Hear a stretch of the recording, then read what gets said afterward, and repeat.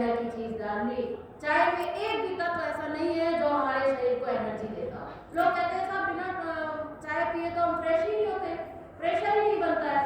चाय में एक भी कंटेंट ऐसा नहीं है जो हमें फ्रेश होने में मदद कर सके। ये केवल हमारे दिमाग की खराबी है, जिसकी वजह से हमारा दिमाग हमसे कहता है कि नहीं चाय पीने से हम फ्रेश होते हैं। चाय में 11 प्रकार के एसिड है। आप एक किताब ये छोटी सी यहाँ पर है, आप इसमें देखेंगे तो इसका लास्ट चैप्टर है जिसका टॉपिक है चाय कॉफी प्रस्तुति। ये हमें बताता है कि चाय में 11 प्रकार के एसिड है। आप एक घूंट भी अगर चाय पी रहे हो तो आपको थोड़ी थोड़ी मात्रा में 11 प्रकार के एसिड आपकी बॉडी में जा रहे हैं और इसका एक एक एसिड आपके शरीर को बर्बाद कर देने के लिए पर्याप्त है। जैसा आपको ये सूप दिया गया, इसमें भी पत्तियां पड़ी थी, कड़ी पत्ता, पालक, कुछ कहना है क्या? तो ये ऐसी पत्तियों का प्रयोग हमें कुछ ना कुछ पत्तियों का प्रयोग करना है। आज यहाँ मौसम ठंडा था तो पहले हम लोग आपको पत्तियों का ही जूस देने वाले थे, फिर ये हुआ कि बहुत ठंड है चलो सूप बना दिया जाए, तो सूप बना दिया गया। अच्छा लगा आप लोगों को? अब ये जो सूप है ये सुपर अल्कलाइन है। आप जो चाय पीते हैं वो सुपर एसिडिक है। शुरुआत भी आपने गलत कर दी। इसके पहली डाइट है पत्तियों का प्रयोग अवश्य करें। थोड़ी सी पत्तियां इकट्ठी करें, धोएं, मिक्सी में डालें, उसमें थोड़ा पानी डालें, मिक्सी चलाएं, फ्री में बन गया जूस, कोई पैसे नहीं लगे। छान लिया उसको और फ्लेवर बदलना हो, फ्लेवर डेवलप करना हो तो डाल दो, टमाटर डाल दो, लौकी डाल दो, आटा डाल दो, कोई सब्जी डाल दो, कोई फल डाल दो, कोई दिक्कत नहीं है। और उसके बाद जूस बना लो, उसमें बढ़िया नींबू डालो, नमक डालो, गुड़ डालो, शहद डालो, जो मन चाहे डालो, नमक डालो, काली मिर्च डालो, भुना हुआ जीरा डालो, चख के 2-4 बार जरा उसको बढ़िया सा एकदम तैयार करो और एक एक कप बच्चों को और एक एक गिलास भरो। मैं आपको सच बताती हूँ, सर्दी जुकाम से लेकर कैंसर तक की बीमारी का एक इकलौता इलाज है। लेकिन लोगों को पसंद नहीं है। जूस पिएंगे तो कोल्ड स्टोरेज वाला 50 रुपए वाला गिलास पिएंगे, एक गिलास जूस, बाकी कोई जूस अच्छे नहीं लगते। तो ये पत्तियों का प्रयोग बहुत जरूरी है और इन पत्तियों के जूस को अगर आप शुरू करेंगे तो सबसे पहली बात तो आपको कोई भी इन्फेक्शनेबल डिजीज नहीं होगी, क्योंकि इसके अंदर इतनी इम्यूनिटी पावर आपकी इतनी बढ़िया हो जाएगी। क्लोरोफिल इसके अंदर इतना भरपूर है, आपकी कैल्शियम की गोलियां बंद हो जाएंगी, आपकी आयरन की गोलियां बंद हो जाएंगी, आपकी पेट साफ करने की गोलियां बंद हो जाएंगी, क्योंकि लग्जेटिव भी है। तो आपको सारे तत्वों की पूर्ति हो जाएगी। अच्छी लग जाए तो जूस बना के टेस्ट लेके पी लो, फिर भी अच्छी नहीं लगती है तो दवाई सोच के पी लो एक गिलास। दवाई भी तो पीते हैं ना कभी कभी, इससे तो टेस्टी होगी ना, सब कुछ पड़ा है। तो ऐसा एक गिलास जूस हमारा पत्तियों वाला ये होना चाहिए। विशेष रूप से कोई विशेष पत्तियां या नहीं, पत्तियां तो है, इसके बारे में बहुत सारे आर्टिकल हैं कि कुछ कुछ पत्तियों की अपनी अपनी खासियत है, पर अभी उसका समय नहीं है इसलिए उस विषय पर नहीं जाएंगे। हमारी एक मासिक पत्रिका निकलती है नारायण कृष्णमूर्ति, इस तरह की डिटेल्ड जानकारी जो है समय समय पर हम लोग इसमें देते रहते हैं। जैसे कि आयरन चाहिए तो पालक है, आंखों के लिए धनिया है, डायबिटीज के लिए सीताफल की पत्ती है, बीपी के लिए कड़ी पत्ता है, ऐसे अलग अलग जानकारी भी मिल जाए। लेकिन अभी इसमें मत जाएगा, अभी तो ये केवल जनरल कॉन्सेप्ट है कि कुछ भी हरी पत्तियां आपको होनी चाहिए। उसके बाद अब जो हमारी सेकंड डाइट आती है वो है अग्नि तत्व। अग्नि तत्व मतलब फल। अब आपसे अगर हम पूछे कि फल किसे कहते हैं तो आप ना देंगे पपीता, चीकू, केला, अंगूर, अनार, ये सब फल है। और आपसे पूछे लौकी क्या है, टमाटर क्या है, गाजर क्या है, तो आप क्या कहेंगे? सब्जी है। सब्जी। लेकिन आपको जानकर आश्चर्य होगा कि सब्जी नाम का कोई शब्द है ही नहीं। आप कहेंगे ऐसे क्या, हम तो बच्चों से सुनते आ रहे हैं लौकी की सब्जी। हाँ, लौकी की सब्जी होती है, लेकिन लौकी कभी सब्जी नहीं होती जी। लौकी की सब्जी होती है लेकिन लौकी कभी सब्जी नहीं होती है। क्या मतलब है दोनों में, क्या डिफरेंस है? दोनों में डिफरेंस ये है कि जो भी कुछ धरती से पैदा हो रहा है वो सब सब्जी है, फल है। आप जब बाजार जाते हैं लौकी खरीदने के लिए तो सब्जी वाले से क्या कहते हैं कि 1 किलो लौकी की सब्जी दे दो। क्या कहते हैं? 1 किलो लौकी दे दो, 1 किलो टमाटर दे दो, 1 किलो टमाटर की सब्जी नहीं। जब वो पक जाती है, कुकर में तैयार हो जाती है, कढ़ाई में तैयार हो जाती है, तब उसको सब्जी कहते हैं। एक्चुअली सब्जी का मतलब होता है सब्ज, सब्ज का मतलब होता है ग्रीन। एक्चुअली तो सब्जी शब्द जो है वो ग्रीन से मिलकर बना है कि जो कुछ भी हरी सब्जियां हैं जिनको हम सब्जियां कहते हैं तो वो हरी सब्जियों को हम सब्जी कहते हैं। खैर, यहाँ पर मैं आपको ये कहना चाह रही हूँ कि कोई ये जो लंच है आपका, ये आपका नेचुरल डाइट होना चाहिए। सवेरे आपका ब्रेकफास्ट हो गया 14 घंटे बाद, अभी थोड़ा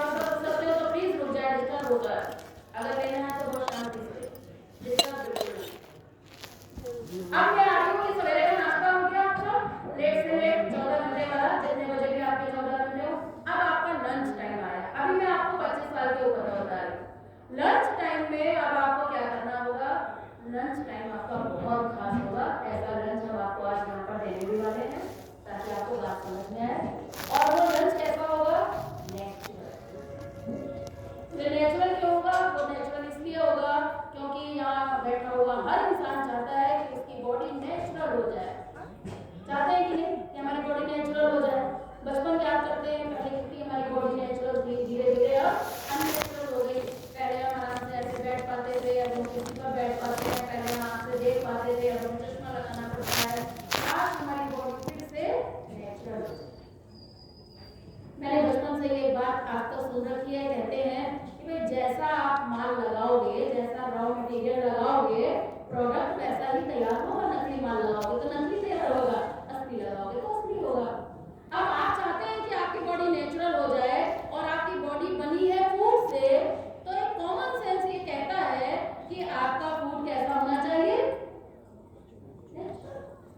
सिंपल सी बात है ना कि आप चाहते हैं आपकी बॉडी नेचुरल हो जाए, बॉडी बनी है फूड से, तो फूड अगर अननेचुरल होगा तो क्या आप कभी सोच सकते हैं कि आपकी बॉडी नेचुरल हो सकती है? नहीं हो सकती ना। अगर बॉडी को हमें नेचुरल बनाना है तो 24 घंटे में कम से कम एक समय का भोजन हमारा कैसा होना चाहिए, नेचुरल। मतलब कैसा, जैसा नेचर ने दिया है, यानी कि बिना आग पर चढ़ा। जो खाना है सब कुछ खाइए, लेकिन आग पर चढ़ा हुआ नहीं होना चाहिए, क्योंकि आग पर चढ़ने के बाद भोजन के तत्व खत्म है। बहुत से लोग हम लोग से कहते हैं कि साहब हम तो बहुत सिंपल खाते हैं, हम तो घर का ही खाते हैं, बाजार का नहीं खाते हैं। कुछ लोग तो यहाँ तक मिलते हैं जो कहते हैं हम तो डेली उबला हुआ ही खाते हैं, उसमें तो बल्कि हम नमक भी नहीं डालते, बिल्कुल उबली हुई सब्जी खाते हैं। तो एक बार ऐसी एक महिला ने मुझसे ये बात कही, तो मैंने उनसे कह दिया कि अच्छी बात है, पिज्जा बर्गर खाने से तो अच्छी है, लेकिन खाते आप फिर भी कूड़ा ही है। और वो बुरा मान गए, बोले ये आपने ऐसे कैसे कह दिया, इससे अच्छी डाइट और क्या हो सकती है। मैंने कहा ये देखो मैं नहीं कह रही हूँ, ये तो विज्ञान का नियम है। बोले ऐसा कैसा नियम है? मैंने कहा एक काम करो, एक गेहूं के दाने को लो और जमीन में डाल दो, थोड़ा पानी वानी डाल दो, तो थोड़े समय बाद आप देखोगे कि वो गेहूं ग्रो करेगा। मैंने कहा एक काम करना, आप गेहूं के दाने को थोड़े दिन बाद फिर एक कुकर में पानी डाल के एक सीटी लगाना और फिर उस गेहूं के दाने को जमीन में डाल देना। क्या होगा? पैदा होगा क्या? क्या होगा? गेहूं का दाना जिसमें घास लगा दी है, पैदा होगा क्या? तो मैंने कहा कि किसी किसान से पूछ लेना। फिर उस महिला से मैंने कहा किसी किसान से पूछ लेना कि ये वाला क्यों नहीं होगा। तो बोले कि नहीं ये तो मुझे पता है, वो तो डेड हो गया। बोले डेड हो गया मतलब पूरा ही हो गया। तो उसके एकदम तुरंत बाद उसने पिक कर दी, बोले हाँ आपकी बात सही है, आग पर चढ़ने के बाद भोजन काफी हद तक डेड हो जाता है, उसके अंदर लाइफ नहीं रहती, डेड हो जाता है। तो इस तरह से दोपहर की जो हमारी डाइट है वो नेचुरल होनी चाहिए और उसमें फल होने चाहिए। फल का मतलब कंप्यूटरदार नहीं है, फल का मतलब खीरा, गाजर, ककड़ी, मूली, जो कुछ भी मिल जाए, जो कुछ भी पैदा। हम लोग तो सलाद बनाते हैं, उसमें कद्दू सब डाल देते हैं, पत्ता गोभी, गाजर, फूल गोभी, जो मिल जाए, जितनी सब्जियां है सब मौसम के हिसाब से जो सस्ती सब्जी हो बाजार में वो ले आइए, क्योंकि जो सीजनल होता है वो बॉडी के लिए बढ़िया होता है, जो रीजनल होता है वो बॉडी के लिए बढ़िया होता है, जो ओरिजिनल स्टेट में खाया जाता है वो बॉडी के लिए दी बेस्ट होता है। इसलिए 3 बातों का ध्यान रखिए और नेचुरल एक प्लेट खाना तैयार कर लीजिए। फायदा क्या होगा इसका? इतने इसके फायदे हैं कि जितने गिनवाऊं उतने कम है। ये मैं अभी लंच बता रही हूँ, अभी पालक पनीर बाकी है। हाँ कहीं आप ये सोच रहे कि ये तो फिर वही अभी तो जूस बता दिया और ये बता रहे हैं, मैं आऊँगी तो आने वाली है। इसका फायदा क्या होगा? इसका सबसे पहला फायदा होगा कि आपके जितनी सप्लीमेंट चल रहे हैं ना ये सब बंद हो जाएंगे, क्योंकि अब आप ऐसी चीजें खाने लग गए जिसमें सारे तत्वों की पूर्ति आपको मिल जाएगी। इसका दूसरा फायदा ये होगा कि आपका कॉन्स्टिपेशन खत्म होने लग जाएगा, क्योंकि ये जो हम सलाद बनाते हैं इसके अंदर रफेज है, इसके अंदर फाइबर है, तो ये खुद भी नहीं चिपकेगा और जो पुराना चिपका उसको भी लेके बाहर निकल जाएगा। तो इस डाइट पर जब आप आएंगे तो 7 दिन के अंदर ही आपको इतना अच्छा रिजल्ट मिलेगा कि आपको लगने लग जाएगा कि मुझे तो आराम मिल रहा है। जो भी तकलीफ हो, कहीं दर्द हो, कुछ भी हो, आपको उसमें फायदा दिखाई देने लग जाएगा। क्यों? क्योंकि वो उधर से माल जो निकल गया फाइबर खाने की वजह से। इसका तीसरा फायदा ये होगा कि ये अंदर जाकर चिपके। सबसे बड़ी समस्या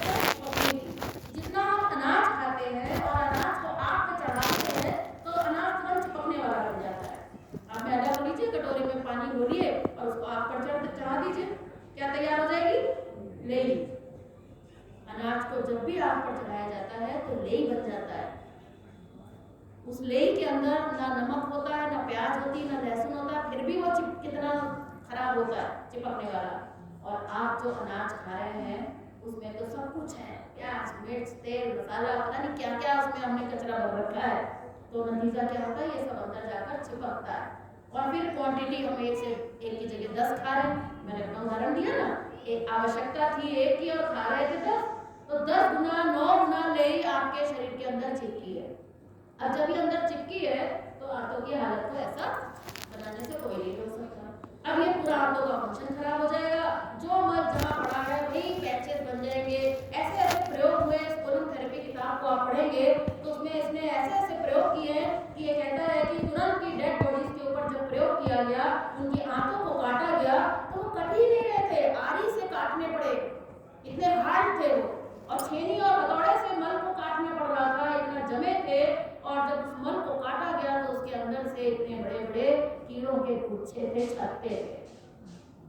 एक स्वस्थ आदमी जो बहुत अच्छा खाना खाता है उसके शरीर के अंदर भी कम से कम 5 किलो तक मल जमा रहता है। जिस व्यक्ति का पेट अच्छे से साफ होता है उस व्यक्ति के शरीर की अगर ये हालत है तो जिनका पेट साफ नहीं होता है उनकी आंतों की हालत कैसी हो सकती है हम कल्पना कर सकते हैं। इसलिए अगर आप ये रॉ डाइट लेने लग जाएंगे, नेचुरल डाइट लेने लग जाएंगे तो धीरे धीरे आपको इसमें फायदा मिलने लग जाएगा, अंदर चिपकेगा नहीं। इसका अगला फायदा होगा कि अंदर जब सड़ेगा नहीं, सड़ने का मौका नहीं मिलेगा, कम मात्रा में खाया गया, अच्छी फाइबर खाया गया, नेचुरल खाया गया, तो क्या होगा, ये आराम से टाइम से बाहर निकल जाएगा, तो सड़ने का मौका नहीं मिलेगा। क्योंकि सड़ता है तो हमारे मल में बदबू पैदा करता है, यूरिन में बदबू पैदा करता है, पसीने में बदबू पैदा करता है, सांसों में बदबू पैदा करता है। अगर आप ये रॉ डाइट लेने लग जाएंगे तो ऐसे कितने लोगों ने प्रयोग किए हैं जिनके पसीने तक की बदबू कम हो गई।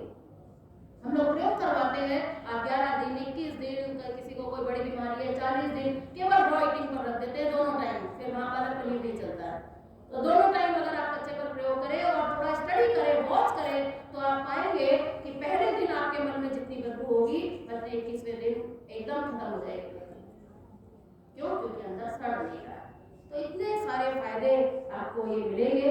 अब इसके लिए यह है कि भाई अगर आपको बढ़िया बनाना है तो उसको बनाने के लिए हमारे पास ये दो एक रेसिपी बुक बना दी है कि भाई सीख लो, बना लो अच्छा, क्योंकि बनाना भी आना चाहिए। जब तक बनाना नहीं आएगा तो हम अच्छे से उसको खा नहीं सकते। हम कोई जानवर तो है नहीं कि कुछ भी ऐसे ही चल लेंगे, हमें तो कुछ थोड़ा सिविलाइज चाहिए, कुछ अच्छा परोसा होगा, सुंदर भी चाहिए, स्वादिष्ट चाहिए।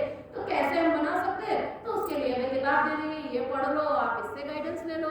ये किताब दे दी गई, इससे आप गाइडेंस ले लो। इसमें सब रेसिपी दी गई है, कैसे सलाद बनाओ, कैसे पत्तियों की चटनी बनाओ, कैसे जूस बनाओ, और साथ में कुक्ड भी अगर आपको खाना है तो उसको भी कैसे आप ऐसे बनाओ कि उसमें नुकसान आपको कम से कम हो। अब आ गया नंबर आपके बढ़िया खाने, रात का खाना। रात का खाना आप जो मन चाहे आप खाइए, 2 रोटी खाइए चाहे 6 रोटी खाइए, पूरी छूट है, खाइए। जब मैंने सिद्धांत आपको बता दिया, अंदर से जब आवाज आए तब तक खाओगे तो स्वस्थ रहोगे, उसके बाद खाओगे तो बीमार पड़ोगे। पहला फार्मूला तो मैंने बता ही दिया था। दूसरा फार्मूला आपका ये है कि जो आपको खाना है खाइए। आप डेली पालक पनीर खाइए, डेली आप पूरी खाइए। आपको शुगर है, आप डेली एक पीस मिठाई खाइए, सब खाइए, लेकिन एक छोटी सी बात का केवल ध्यान रखिए, और वो बात ये है कि अनाज का प्रपोर्शन जो होना चाहिए वो केवल 20% 20% अनाज खाइए और 80% में आप वेजिटेबल्स खाइए। तो 20% में आपको जो एंजॉय करना है, जैसा एंजॉय करना है आप कर लीजिए। बाकी पेट भरने के लिए 80% सब्जियों का प्रयोग करिए। क्या होगा? अब आप कहेंगे आपने तो सारा बेकार कर दिया, अभी तो आप कह रहे थे बढ़िया खाने को मिलेगा। आप 20% भी कम नहीं होता। तेल नहीं मना कर रहे हैं हम आपको, मिर्च मसाला नहीं मना कर रहे हैं, ये कम है क्या? आप में से कितने लोग होंगे जिनको डॉक्टर ने ऑयली मना कर रखा होगा, हार्ट की प्रॉब्लम है, बीपी की प्रॉब्लम है, ऑयली मना कर रहा है। मैं कह रही हूँ खूब तला हुआ आप खा के देख लेना, बीपी अगर बढ़ जाए तो हमारी गारंटी। क्यों? क्योंकि मात्रा कम है ना, और उसको कंपनसेट करने के लिए 80% सब्जियां दे रहे हैं ना। भाई कोई तो स्वस्थ रहने के लिए रास्ता निकालना ही पड़ेगा ना। तो 20% में आप एंजॉय करिए और 80% में आप स्वस्थ रहिए। ये होता है कि आप अपने घर में एक हरी सब्जी जरूर बनाइए और ऐसा करिए कि खाने से पहले 2 कटोरी सब्जी ही खा लीजिए। वो सब्जी खा के किनारे कर दीजिए, उसके बाद आराम से बैठ के टेस्टी खाना खा लीजिए। अब आप कहेंगे कि हरी सब्जी हमें अच्छी नहीं लगती है, तो हम कहते हैं भाई अगर अच्छी नहीं लगती है तो छोड़ो, फिर 2 गोली ही खा लिया करो। अगर भाई सब्जी है कुछ तो अच्छी लगेगी, अगर अच्छी लगे तो सब्जी समझ के खा लो और अच्छी ना लगे तो दवाई समझ के खा लो। कुछ ना कुछ तो हमें कॉम्प्रोमाइज करना पड़ेगा। ये हमारी डाइट है। अब आप कहेंगे कि क्या इस डाइट में कुछ समोसे पकौड़े खाने का प्रावधान है या इस पर रोक है? सवाल उठ सकता है। स्वस्थ रहने के लिए क्या समोसे पकौड़े खाने छोड़ना होगा? बिल्कुल नहीं छोड़ना होगा। शाम के समय आप 4 से 5 बजे के बीच में आप कुछ स्नैक्स अपने टेस्ट के लिए ले सकते हैं। समोसे खाना है, समोसा खा लीजिए, कुछ खाना है, मिठाई खानी, कुछ स्पेशल खाना है, आप खा लीजिए। कैसे खाना है? उसकी क्वांटिटी कम होगी, अल्पाहार होगा, उसको हम लोग अल्पाहार कहते हैं। क्वांटिटी कम होगी, क्वालिटी ऐसी होगी कि कुछ भी आप बनाए तो उसमें कोशिश करें कि वेजिटेबल्स ऐड कर दें। पोहा बनाए तो पोहा डालें, इतना सब्जियां डाल दें। अभी लोग पोहा बनाते हैं तो उसमें पोहा ही पोहा होता है, जरा सा आलू डाल देते हैं, जरा सा कुछ प्याज डाला, मूंगफली दाना डाला और पोहा बन गया। हम लोग कहते हैं कि पोहे में तो कोई स्वाद है नहीं, स्वाद तो सब्जियों में है, तो खूब बढ़िया सब्जियां डालिए। जाड़ों में तो खूब सब्जियां आ रही है, सब सब्जियां डाल के सब्जियां पहले बना लीजिए और फिर उसमें जरा सा पोहा डाल दीजिए, पोहा बन गया। पकौड़े बनाने ढेर सारी सब्जी काट लीजिए, थोड़ा सा बेसन डालिए, उसको मैश करके डाल दीजिए, पकौड़ा तैयार हो गया। तो हमें सीखना पड़ेगा थोड़ा। अगर कोई चीज आपको ऐसी खानी है जिसमें समोसा, अगर खराब ही चीज खानी है, पूरा मैदा ही खाना है, मठरिया खानी है, उसमें कहाँ सब्जी ले रहे हैं, क्या करें? कोई बात नहीं, आज ऐसी चीज खाने का मन कर रहा है तो खा लो। उसको कंपनसेट करने के लिए साथ में एक गिलास जूस ले लो, साथ में एक गिलास सूप ले लो। अगर हमारे दिमाग में बात बैठी है कि नहीं हम ये गड़बड़ कर रहे हैं, ये खराब चीज खा रहे हैं, अगर आपका दिमाग क्लियर है, यहाँ पर हम लोग मंच पे आपकी बीमारी क्लियर नहीं कर रहे हैं, यहाँ पर हम आपका माइंड चेंज करने की बात कर रहे हैं, खाने को समझने की कोशिश कर रहे हैं कि हम कैसे खाने को इस तरह से खाएं कि खाना हमें ना खा जाए। हमारे शास्त्र कहते हैं, छांदोग्योपनिषद में लिखा है कि हम खाने को खाते हैं और यही खाना हमें खाता है। तो हम अगर समझदार हो जाए, हम अगर सावधान हो जाए तो हम खाने को खाएं लेकिन खाना हमें ना खाने पाए। ऐसा ये डाइट प्लान है जिसके अंतर्गत स्वाद भी है, स्वास्थ्य भी है, कभी कभी का उपवास है, वीक में 1 दिन हम लोग उपवास के लिए कहते हैं। हमारे शास्त्रों में लिखा है कि 1 दिन का उपवास हर व्यक्ति को करना चाहिए। धर्म के आधार पर समझ लो, चाहे विज्ञान के आधार पर समझ लो, 1 दिन तो जीवनी शक्ति को भी थोड़ा संडे मिलना चाहिए ना। तो ठीक है, संडे को बढ़िया खाओ पियो पार्टी कर लो, लेकिन मंडे, ट्यूसडे, वेडनेसडे किसी एक दिन आप अनाज केवल बंद कर दो। इसके अलावा दूध के बारे में हम लोग के विचार हैं। दूध जो है 25 साल तक भले ही आप ले सकते हैं, बाकी दूध जो है इसकी आवश्यकता केवल तभी तक रहती है जब तक एक बच्चे के लिए मां को दूध होता है। अगर दूध की हम आवश्यकता की बात करें तो एक बच्चे को केवल तभी तक दूध की आवश्यकता है जब तक उसकी मां को दूध होता है। मां को दूध बंद हो जाए उसके बाद दूध की आवश्यकता नहीं है, लेकिन फिर भी 25 साल तक शरीर बढ़ रहा है, थोड़ा दूध लिया जा सकता है। लेकिन 25 साल की उम्र के बाद अगर आप रेगुलर दूध कंज्यूम कर रहे हैं तो आपके घुटने खराब होंगे ही होंगे। आपको कोलेस्ट्रॉल बढ़ेगा ही बढ़ेगा, आपका यूरिक एसिड बढ़ेगा ही बढ़ेगा, आपको कॉन्स्टिपेशन होगा ही होगा। आज नहीं तो अभी आपकी उम्र कम है, अभी आपको समझ में नहीं आ रहा होगा। और आश्चर्य की बात ये होगी कि जब आप 60 साल के होकर डॉक्टर के पास अपना घुटना लेकर पहुंचेंगे तो डॉक्टर आपको बोलेगा कि आप दूध पीजिए। घुटना ठीक करने के लिए डॉक्टर आपको सबसे पहले दूध ही करने वाला है। और ये भी जानकर आपको शायद हैरानी होनी चाहिए कि जितना आपने घुटने को ठीक करने के लिए दूध दिया उतना ही ये घुटना आपका बर्बाद होने वाला है। ये हमारा रिसर्च कहती है, हमारा प्रयोग कहता है, उसका पूरा लॉजिक है। 1 मिनट लेकर ये बहुत इंपॉर्टेंट टॉपिक है, तो 2 मिनट में इसको बता देती हूँ, उसके बाद मैं अपनी वाणी को विराम दूंगी। 2:45 बज गया है। आपके जो सवाल जवाब होंगे उसको भी हम लोग देंगे। और अगर आप सभी लोग रुचि रखेंगे तो मैं चाहूंगी कि इस सत्र को आधे घंटे और बढ़ाया जाए, ताकि हम इतने लंच ले सकते हैं, हम लंच के बाद भी आधे घंटे बैठ सकते हैं। मेरे पास टाइम है, अगर आपके पास टाइम हो तो मैं आपको, इतनी दूर से आए हैं, आप भी आए हैं,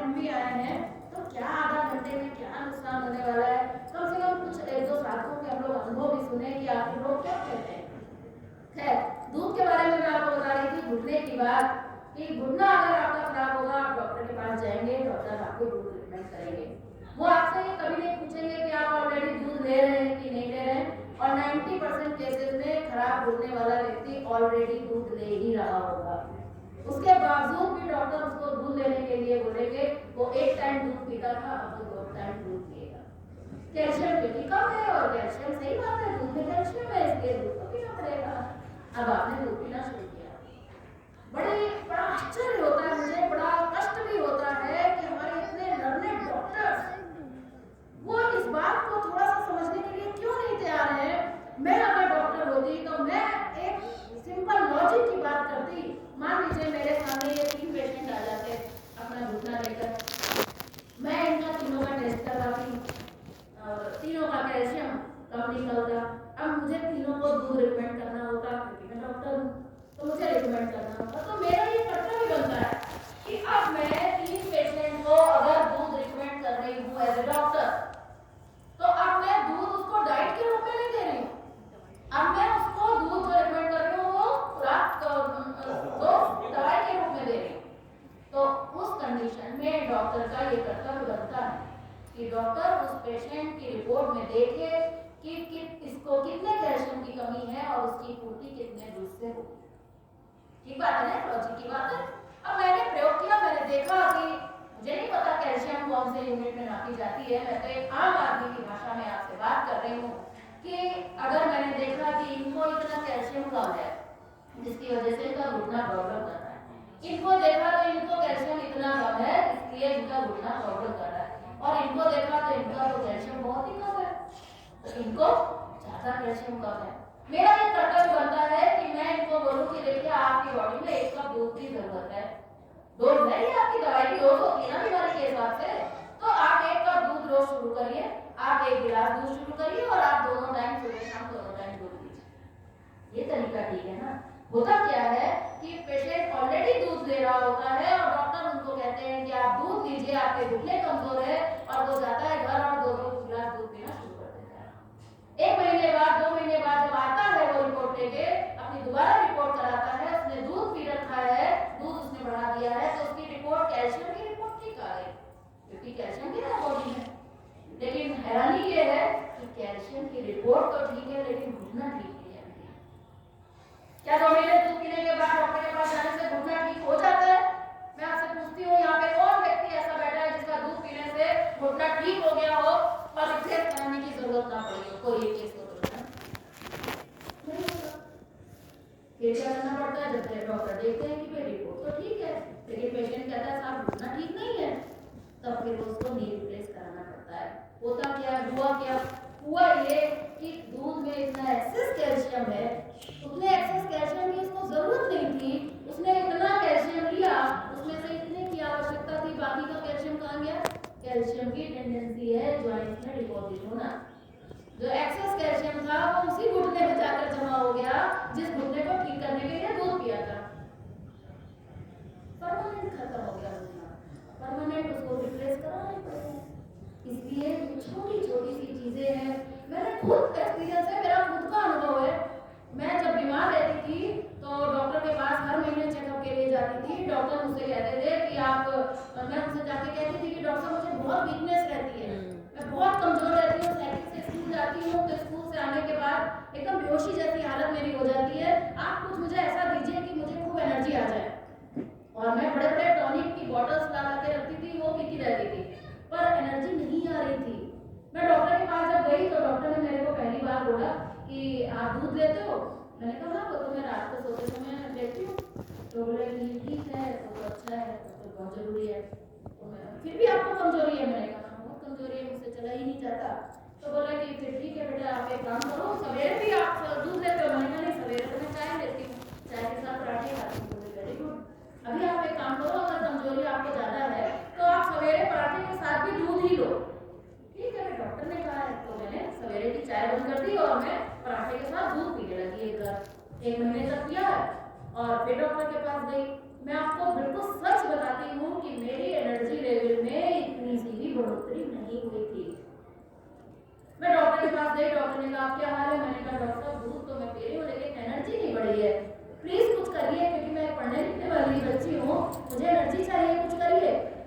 मैंने बहुत सोचा, सोचने समझने के बाद उन्होंने कहा कि बेटा शाम रात को जब आप दूध पीती हो तो उसके साथ क्या लेती हो? मैंने कहा वो तो खाना खाने के बाद लेते हैं, तो उसमें तो कुछ नहीं लेते, खाली दूध ही पीते हैं। बोले आप उसके साथ थोड़ा ड्राई फ्रूट भी ऐड करो। ठीक है, डॉक्टर ने कहा। तो आर्थिक स्थिति इतनी खराब होने के बावजूद, चारों के चारों बच्चों की स्थिति खराब होने के बावजूद मेरी माँ ने हमें एक मुट्ठी काजू बादाम भी खिलाने शुरू किए। मुझे याद है कि दूध में उन्होंने चीनी की जगह मुनक्के और छुआरे और ये सब डालने शुरू कर दिए, और चारों बच्चे जो किया चारों बच्चों ने किया, पिया मैंने। मैं आपको कसम से कहती हूँ कि 1 महीने बाद मैं गई, वो काजू बादाम तो सब पेट के अंदर जा चुके थे, लेकिन एनर्जी लेवल में कोई भी बढ़ोतरी नहीं। फिर डॉक्टर को मैंने कंप्लेंट किया कि डॉक्टर साहब कुछ करिए। तब जानते हैं डॉक्टर ने मुझसे क्या कहा था?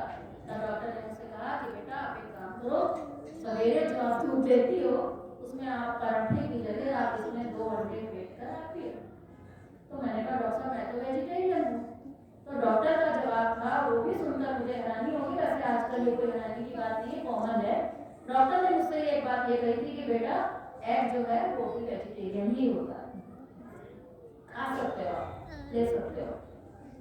बस वो दिन था, और उसके कुछ दिन बाद ही मुझे ये साधना मिल गई, और तब मुझे समझ में आ गया। आज ये जो स्कूल जाने वाले बच्चे हैं, इनकी बीमारी का कारण केवल ये दूध है। सुबह सुबह जो बिना पेट साफ हुए सवेरे सवेरे बच्चों को दूध दिया जा रहा है, ये बहुत खतरनाक है। बच्चों को सवेरे जूस दिया जाना चाहिए, शहद पानी दिया जाना चाहिए, सब्जियों का जूस दीजिए, ऐसा कुछ दीजिए। बच्चों को अगर दूध देना ही है तो शाम को दीजिए। शाम को जब पेट खुल कर आते हैं 5 बजे के आसपास, तब आप बड़ी मात्रा में दूध दे सकते हैं। आवश्यकता नहीं है, लेकिन दे सकते हैं। तो ये हमारा एक डायबिटीज सिस्टम है। मैं आप लोगों से कुछ आवश्यक बातें जरूर कहना चाहूँगी अपनी बात को ध्यान देने से पहले, और वो ये है कि मैं चाहती हूँ कि इस किताब को सभी लोग पढ़ें, और पढ़ने में अगर किसी की रुचि कम हो, आलस्य आता हो, तो हमारे